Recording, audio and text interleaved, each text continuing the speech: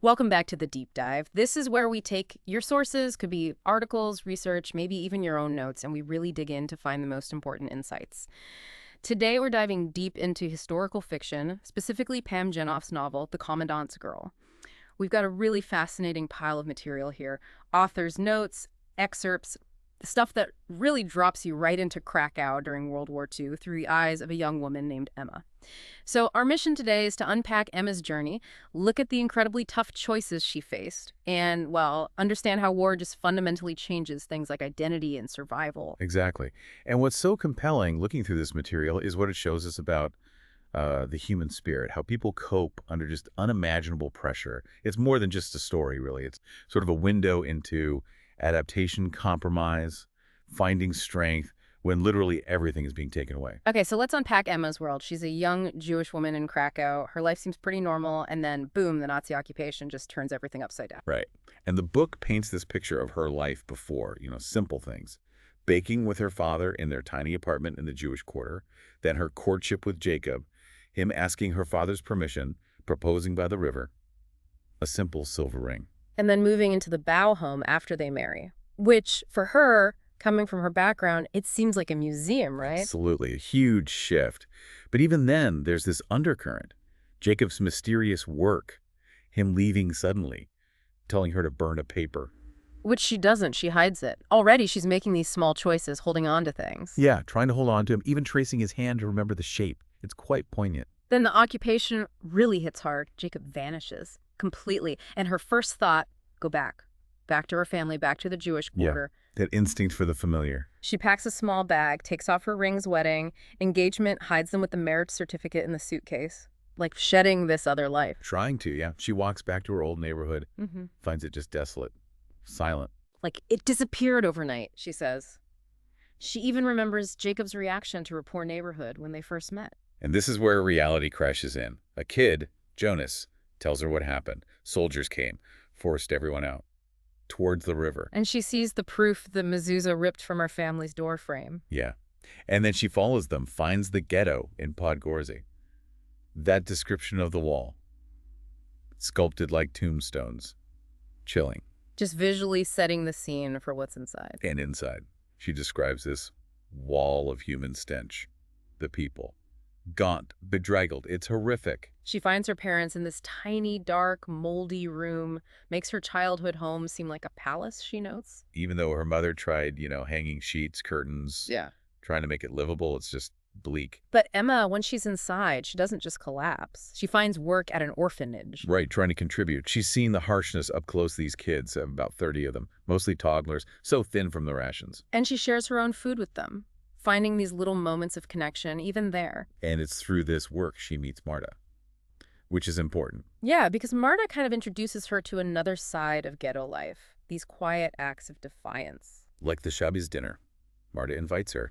It's a rare, open observance of the Sabbath, not hidden away like maybe your family did before. Singing Shalom Aleichem together, finding this sense of community, of family, separating themselves, even for a moment, from the horror outside. It really shows that resilience, doesn't it? Finding ways to hold on to faith and community. And it turns out these small acts are connected to something bigger. Emma finds out the leader, Alec Landisberg, he's resistance. And he knows about her and Jacob. Yeah, Jacob had actually asked Alec to look out for her, showed him their wedding photo. They do the same work, Alec says, resistance work. Which must have been a shock for Emma. She'd promised Jacob she wouldn't tell anyone about their marriage. Explains some awkwardness with Marta, maybe. Definitely. And Marta even confides in Emma later about having feelings for someone in the resistance, someone who doesn't notice her, adding another layer of complexity. But the danger is always there, always close. Emma witnesses something truly awful. Mm-hmm. That scene in the alleyway, a Nazi soldier shoves a pregnant woman. She falls. There's a shot. She's dead. And her little child, maybe 3 years old, sees it all before being snatched away. It's brutal. And for Emma, it's the moment she realizes the killing isn't abstract anymore. It's right there. It had come home. That experience seems to be a catalyst. Soon after, she's smuggled out of the ghetto, a really dramatic escape. Arranged by Jacob and Alec, yeah. A stranger uses their code word, Emeth, leads her through this tiny crack in the wall just 12 inches wide. Wow. Through empty streets to Jacob's aunt, Krysia. Krysia tells her, look, there was no way to get her parents out then, but she'll try to help from the outside. And Emma gets her first proper bath in months. A small thing, but huge. And this is where things take another massive turn, right? Krysia has a plan. Oh yeah, this is where it gets really interesting, identity-wise. Emma doesn't just hide, she becomes someone else entirely. Anna Lepowski. Anna Lepowski, a Gentile orphan from Gdansk. Krysia trains her intensely. New mannerisms, a specific accent, even Catholicism. Making her as knowledgeable about saints and rosaries as any Polish girl outside of a convent. Yeah. She has to avoid anyone she knew from the university. It really makes you think, doesn't it? What does it mean to just shed your entire past, your identity, just to survive? And there's another layer. Lukasz, this little boy, the son of a famous rabbi, comes to live with them too, also posing as Krysia's nephew. So they form this little undercover family unit. Emma finds herself doing normal things like buying Lukasz ice cream at the market. But it's underscored by this constant deception, this awareness of what's denied to Jews. And then comes the biggest irony, the most dangerous part of the plan. The job. Working for the enemy. Anna Lepowski, this created identity, becomes the personal assistant to Kommandant Richwalder, one of the top Nazis in Poland. Krysia's logic is that it's the perfect cover. Who would suspect a hidden Jew working right under the Commandant's nose? But Emma is, understandably, terrified. Feels like that spider eyeing a fly after her first meeting with him. Her role isn't just to be a secretary, though. It's espionage. Gather intelligence for the resistance. The instructions are chilling. Just stay quiet, observe, and trust no one. She even has this little private rebellion mumbling, "Kill Hitler," instead of "Heal Hitler," when she greets other staff. And she hears the gossip. The other secretaries calling her the Commandant's girl, assuming she's his mistress because she seems to have his favor. Which just adds to the pressure and the complexity of the role she's playing. So she's deep undercover now, and the lines between her mission and just surviving, they start to blur, don't they? Absolutely. The stakes get incredibly high when she finds that map during the visit from Berlin officials. The map showing Krakow, with buildings outlined in red. Wall, castle, offices, Kazimierz, the ghetto. And those red arrows pointing from Kazimierz through the ghetto towards Plazow. And a big X drawn right through the ghetto itself. She realizes what it means. Another ACTA, a mass deportation. But not to labor camps this time. No, directly to Auschwitz or Belzec. Yeah. Extermination. She sees the timing, 2 new barracks ready by early January. Yeah. It's horrifyingly concrete. And amidst all this, she gets these strange glimpses of the Commandant's humanity, or maybe torment. Right. He admits to her, "I saw Auschwitz today." A moment of vulnerability from this man she has every reason to hate.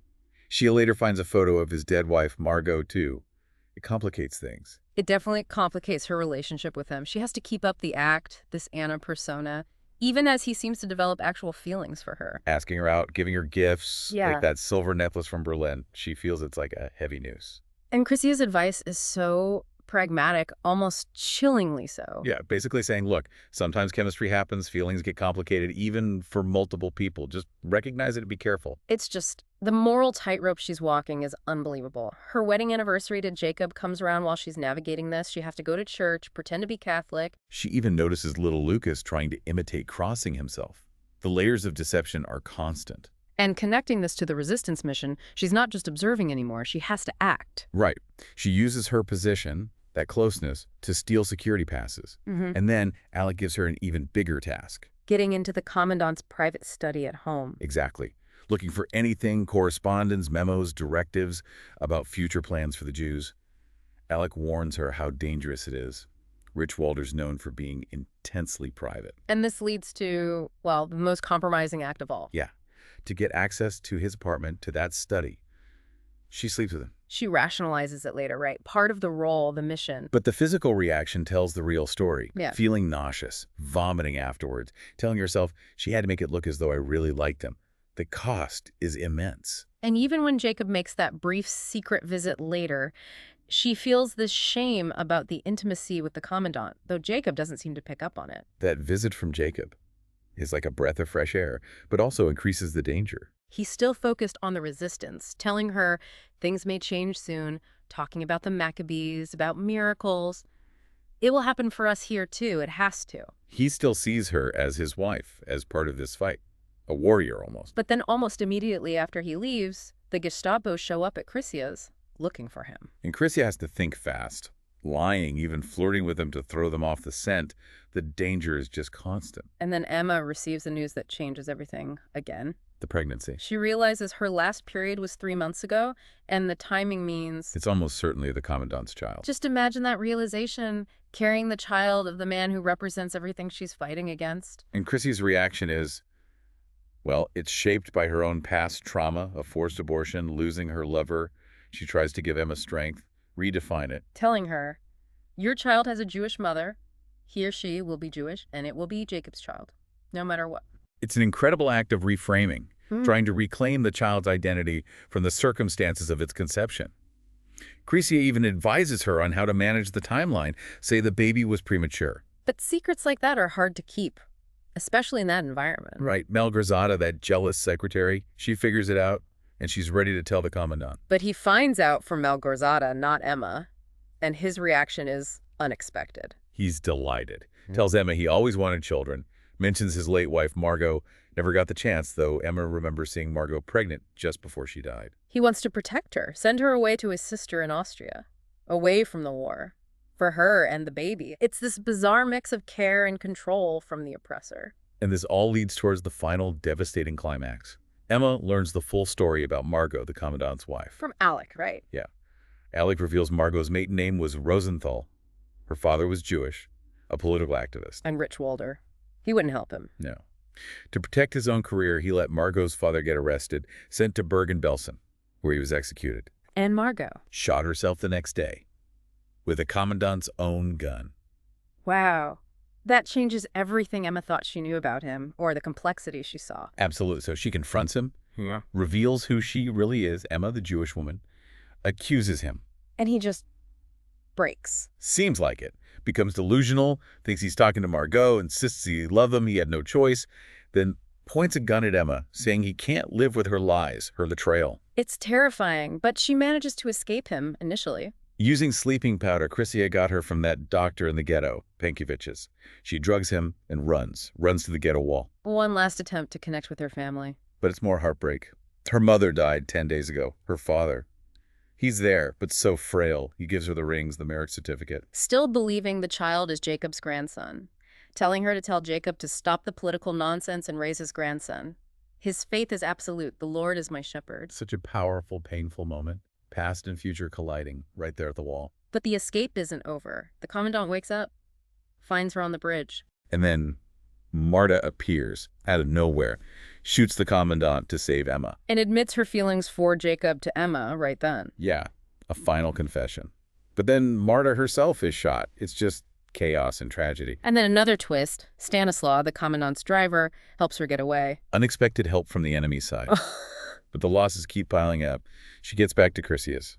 And it's ransacked. Chrissy is dead, killed by the Gestapo. Her wedding photo, the framed one, is smashed on the floor. Her secret out, twice in one day. Devastating. But she finds Lukasz, hiding in a closet. Right. She grabs that blue sweater Crisia had knitted for him. A tangible link to the woman who helped her survive. And they leave, just Ella and Lukasz. She feels free, the text says, but significantly not safe. And she puts her rings back on. Her wedding ring, her engagement ring. Reclaiming that part of herself. Reflecting on the Commandant, realizing it wasn't just the Nazi who died, but this man she had complex feelings for. Anna Lepowski is gone. Emma is back. But what does that even mean now? It's an incredible ending. She's lost almost everything, everyone. But she has Lukasz. She has herself, maybe. Yeah, this whole deep dive into the Commandant's girl. It really leaves you thinking, Emma's journey is just immense. It's transformation, impossible choices, deception, survival. And it really highlights how things like integrity, identity, they become so fluid, so malleable when you're facing existential threats like that. It's a stark look at how war forces these compromises. Absolutely. And the personal cost of resistance, too. So thinking about those final moments, Emma walking away with Lukasz, having lost so much but maybe regained some core part of herself or freedom, what kind of hope do you think she carried? Not just for them, but maybe for the world after all that. It's a tough question, but it really sticks with me, doesn't it? What comes after survival?